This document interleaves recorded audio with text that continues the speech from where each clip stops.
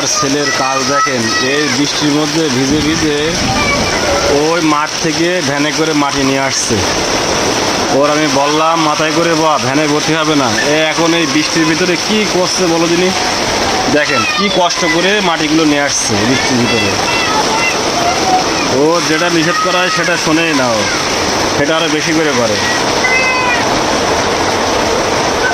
এই যে 777 দেখছেন গেঞ্জিতে, এটা হচ্ছে আমার বড় ছেলে।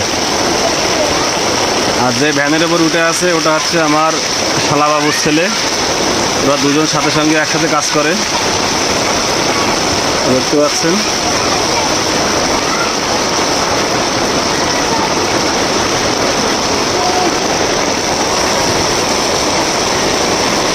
এই সুমন, ভ্যানের পিক আপ যেন ধরবি না, পিক আপ ঠেলে নিয়ে আসবি, এখন আর বলার দরকার নেই।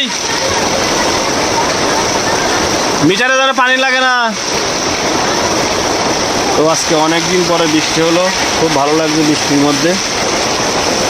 যেহেতু আমি সকালে গোসল করেছি এই কারণে বৃষ্টিতে ভিজছি না, যদি গোসল না করতাম ভিজতাম। ও দেখতে পাচ্ছেন আমার ছোটো ছেলে মাঠের ভিতরে। হ্যাঁ ইমন, ইমন এই মাঠে কি করছো?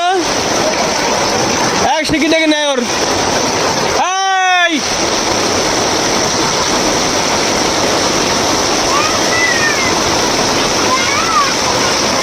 এই মাঠে যাস না ইমন।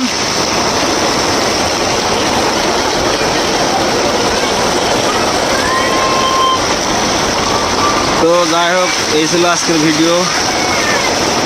বৃষ্টির ভিতরে আর কি ভিডিও করতে পারলাম না বেশি, যেহেতু ওরা বাইরে আছে আমি ভিতরে আছি। তো আজকে চুলার ভিতরে পানি গেলে খুব সমস্যা হয়ে যাবে, যেহেতু আজকে রান্নাবাড়া করতে হবে, দোকান খুলতে হবে। ওই যে দেখতে পাচ্ছেন ওই পাশে আরেকটা চুলা আছে ঢাকা কালো কাপড় দিয়ে।